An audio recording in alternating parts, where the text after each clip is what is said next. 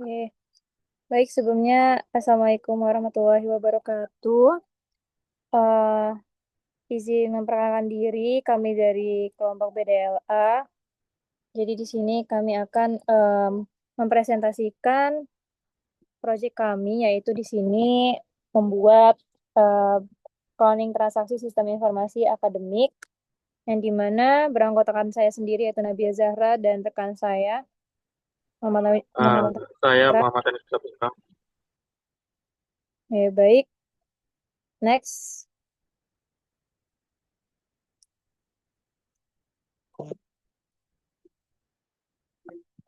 Ya, jadi untuk yang pertama itu terdapat latar belakang dari proyek ini sendiri, yaitu Sistem Informasi Akademik atau SIAKAT. Ini merupakan tulang punggung operasional di institusi pendidikan tinggi. Proyek ini bertujuan untuk menciptakan cloning sederhana dari subsistem transaksi utama SIAKAT yang berfokus pada proses kartu rencana studi atau KRS, pencatatan nilai hingga komponen pendukung seperti penjadwalan, keuangan, dan tugas akhir. Lalu untuk tujuan sendiri itu yang pertama ada mendesain konseptual data model atau CDM dan physical data model atau PDM yang komprehensif. Dan selanjutnya untuk tujuan yang kedua yaitu mengimplementasikan database menggunakan script SQL dengan definisi relasi foreign key dan indeks yang jelas sesuai dengan mode data yang dirancang. Dan selanjutnya membuat data testing transaksional termasuk minimal 40 data mahasiswa dan yang terakhir yaitu menyusun dokumentasi lengkap, sintaks, fungsi database, dan hasil pengujian.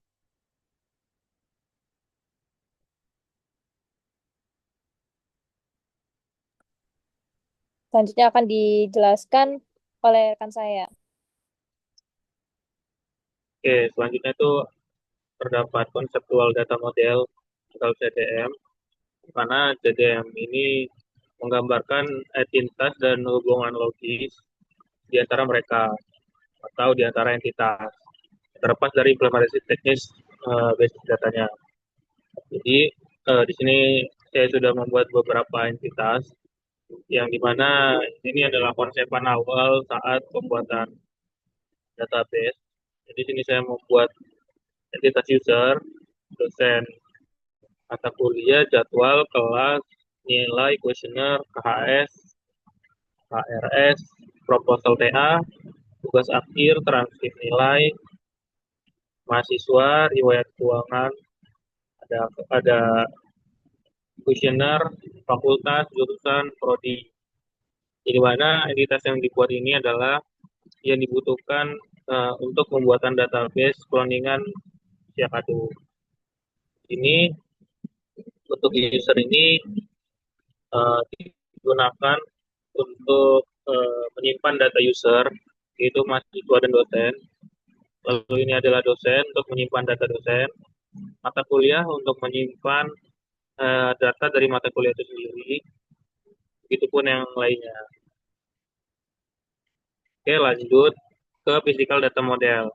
Di sini kami sudah membuat physical data modelnya, di mana eh, physical data model atau PDM itu menerjemahkan dari CDM menjadi struktur fisik dengan tabel, kolom, dan tipe data spesifik. Ada juga primary key, foreign key, dan juga indexingnya. Dimana kalau di physical data model ini eh, dapat terlihat jadi lebih simpel dengan ada relasi one to many atau many to one. Untuk entitasnya sendiri itu sama sama yang dibuat CDM, itu ada user, mahasiswa, dosen, mata kuliah, transkrip, riwayat keuangan, dan lain-lainnya. Oke, selanjutnya ada relasi antar tabel. Ini adalah IRD yang telah kami buat di PostgreSQL, di mana relasi antar tabel ini adalah hasil akhir dari physical data model atau CDM atau konseptual data model, yang dimana di relasi antar tabel ini, setiap tabel itu adalah mempresentasikan data atau entitas dari PDM sebelumnya, yaitu ada mahasiswa, dosen, user, jurusan, fakultas, prodi, kurikulum, jadwal, kalau ada proposal TA, riwayat keuangan, KHS, KHR, dan lain-lain. Dan juga ada foreign key dan primary key, dan juga ada eh, apa namanya atribut yang ada dalam entitas tersebut atau dalam tabel tersebut. Selanjutnya ada implementasi DDL dan integrasi data yang akan dijelaskan oleh rekan saya.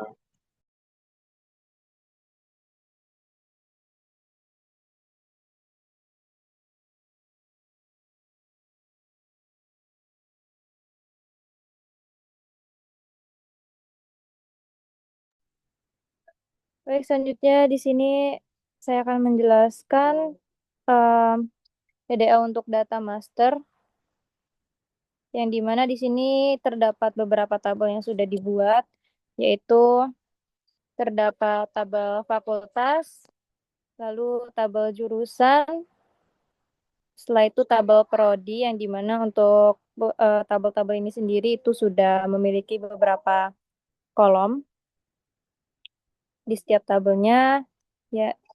Dan selanjutnya terdapat tabel mahasiswa dengan kolom NPM, ID prodi, nama mahasiswa, tanggal lahir, tanggal masuk, dan juga status. Lalu pada tabel mahasiswa ini memiliki foreign key ke ID dari prodi yang mengacu pada tabel prodi pada kolom ID. Lalu selanjutnya terdapat tabel dosen dengan kolom ID dosen, ID prodi, nama dosen, dan juga NIP dari dosen, yang dimana ini juga memiliki foreign key ke tabel prodi pada kolom ID prodi. Selanjutnya di sini terdapat tabel mata kuliah, yang dimana ini memiliki beberapa kolom, yaitu kode mata kuliah, ID prodi, nama mata kuliah, SKS, dan juga semester. Dan selanjutnya terdapat untuk data master yang terakhir itu tabel kelas, yang dimana ini terdapat kolom dari ID, dari mulai ID kelas, ID jadwal, ID ruangan, ID hari, dan juga terdapat kolom nama kelas, yang dimana ini pada tabel kelas ini juga memiliki foreign key ke tabel jadwal pada kolom ID jadwal. Oke, next. Jadi selanjutnya di sini terdapat DDL untuk transaksi utama, yang dimana terdapat dua tabel pada transaksi utama ini, yaitu tabel riwayat keuangan yang memiliki beberapa kolom, yaitu untuk kolom yang pertama kode pembayaran, lalu NPM, nominal pembayaran, tahun akademik, dan juga status, yang dimana ini juga memiliki foreign key ke tabel mahasiswa pada kolom NPM.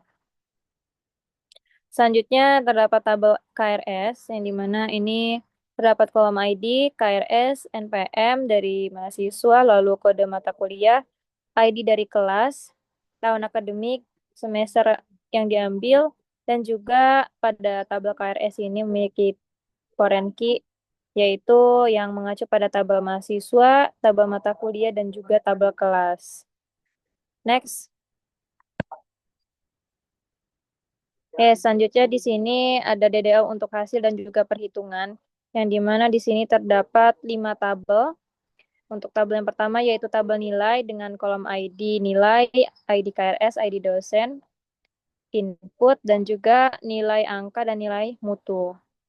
Dan memiliki dua foreign key, yaitu ke tabel KRS serta tabel dosen. Lalu untuk tabel yang kedua yaitu ada tabel tugas dengan kolom ID tugas, ID KRS, nama tugas, dan juga nilai tugas. Lalu selanjutnya terdapat tabel KHS, yang dimana di sini terdapat kolom ID KHS, NPM, tahun akademik, semester, total SKS, lalu IPS atau indeks prestasi. Lalu dia pada tabel KHS ini dia akan memiliki foreign key ke tabel mahasiswa pada kolom NPM. Lalu selanjutnya terdapat tabel IPK, yang dimana pada tabel IPK ini memiliki 3 kolom, yaitu NPM, total SKS kumulatif, IPK kumulatif, dan yang terakhir itu ada tabel kuesioner, yang dimana ini memiliki eh, kolom ID dosen, NPM, nilai dosen, dan juga tanggal. Oke, next.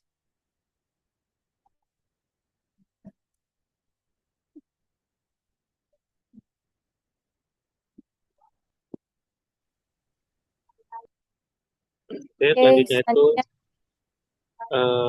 saya akan menjelaskan mengenai indexing.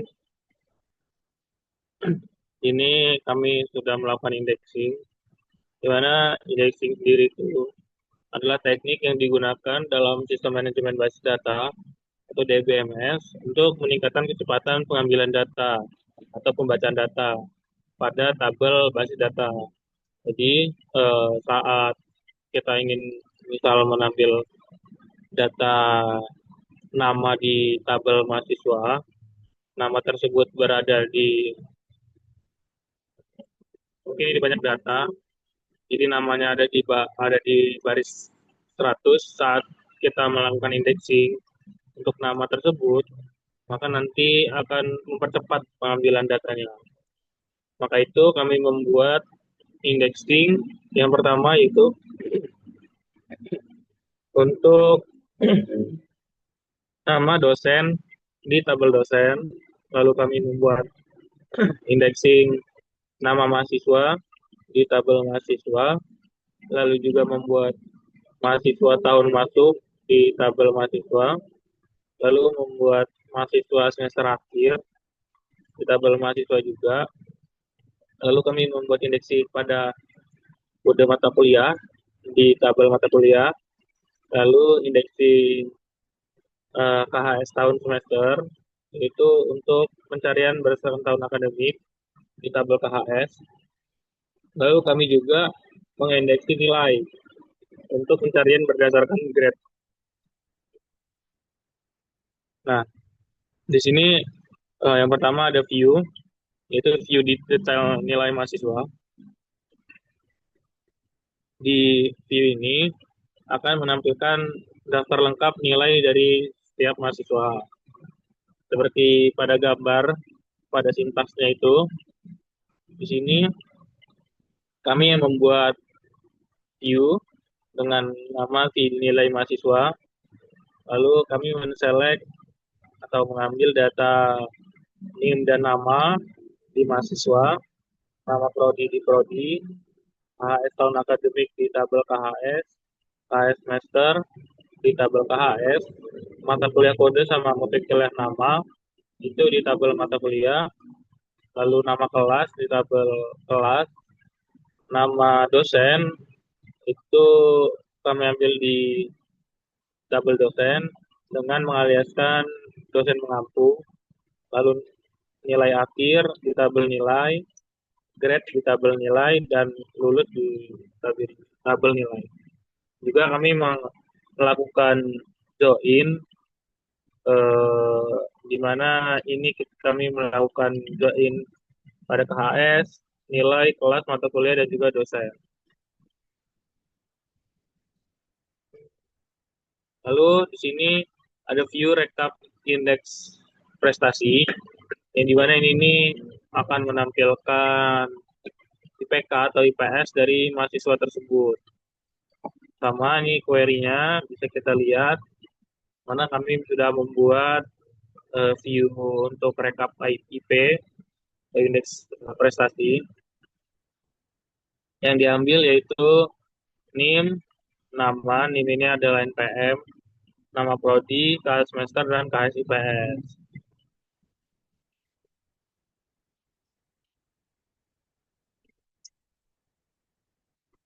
Oke, lalu ada function yang akan dijelaskan oleh rekan saya. Baik, selanjutnya di sini terdapat function untuk hitung nilai. yang dimana function ini berfungsi untuk menghitung total akumulasi bobot nilai dari seluruh mata kuliah yang telah diambil dari mahasiswa.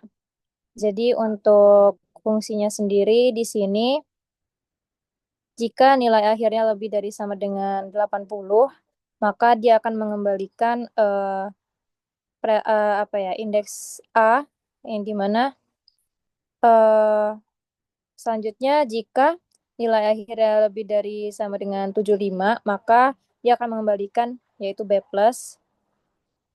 Selanjutnya jika nilai akhirnya lebih dari sama dengan 65, maka predikat yang akan didapat yaitu B. Dia akan mengembalikan huruf yaitu B. Lalu jika nilai akhirnya lebih dari sama dengan 60, maka dia akan mendapatkan C+, menampilkan C+. Dan jika nilai akhirnya lebih dari sama dengan 50, maka dia akan mengembalikan yaitu C, nilai C.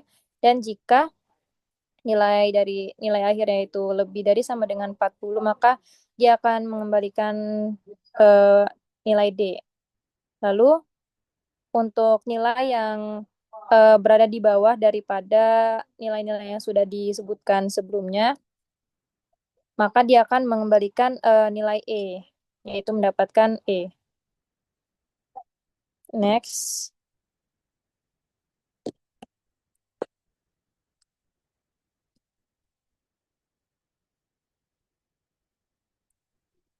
Baik, selanjutnya di sini terdapat function untuk hitung total SKS lulus. Jadi ini digunakan untuk menghitung total SKS lulus yang telah diambil oleh mahasiswa, yang dimana di sini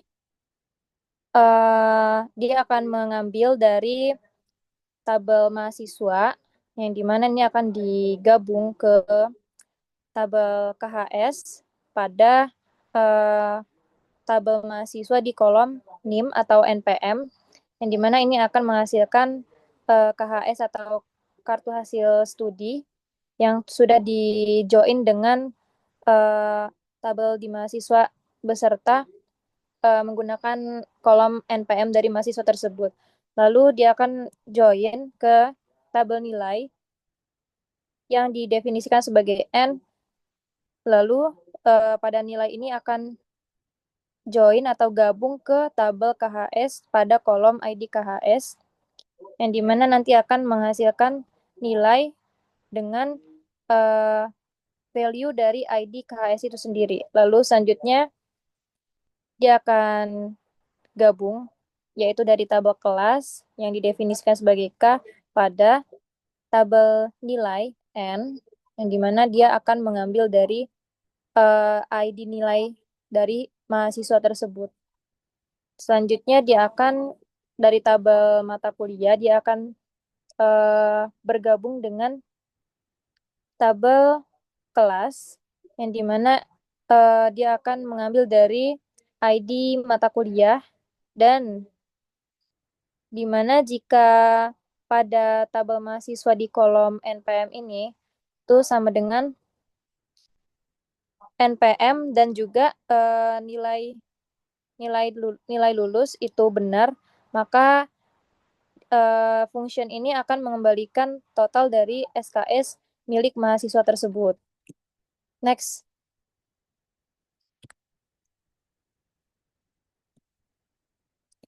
Lalu di sini terdapat function untuk nilai akhir, yang dimana ini digunakan untuk menghitung total nilai akhir dari mahasiswa. Jadi di sini untuk menghitung nilai akhir tuh menggunakan rumus, yaitu sum nilai komponen dikali presentasi bobot per 100, yang dimana dia akan mengambil dari keseluruhan dari tabel nilai yang akan dikalikan pada eh, tabel presentase yang akan dibagi 100 nantinya. Lalu dia akan masuk ke tabel nilai akhir dari diambil dari tabel transaksi nilai, yang dimana jika pada nilai yang diambil dari ID nilai tersebut itu sama dengan P nilai ID, maka dia akan mengembalikan nilai akhir dari mahasiswa tersebut. Next. Oke, selanjutnya mungkin akan dilakukan pendemoan untuk em, contoh penggunaan dari function-function yang sudah dibuat sebelumnya.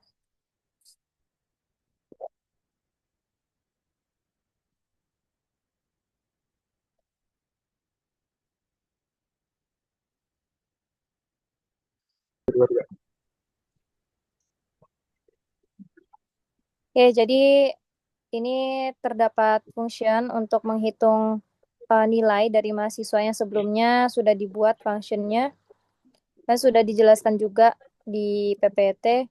Ya, kita akan coba untuk menggunakan function yang sebelumnya sudah dibuat, yaitu function menghitung nilai dari mahasiswa dengan menggunakan NPM. Oke, dapat dilihat di sini untuk mahasiswa dengan NPM 240101 itu eh, mendapatkan nilai dengan predikat A. Lalu selanjutnya kita akan menggunakan function untuk hitung total SKS lulus. Untuk mahasiswa yang menggunakan untuk mahasiswa dengan NPM 240101 kita akan coba run. Oke. Jadi di sini untuk total SKS lulus dari mahasiswa tersebut itu yaitu 9. Dan yang terakhir itu untuk function hitung nilai. Kita akan coba untuk menjalankan function dari hitung nilai akhir dari mahasiswa ini. Oke, jadi di sini dapat dilihat untuk nilai akhir dari mahasiswa tersebut yaitu 13,27. Oke, mungkin cukup sekian presentasi penyampaian dari kami. Lebih kurangnya kami mohon maaf. Kami akhiri. Wassalamualaikum warahmatullahi wabarakatuh.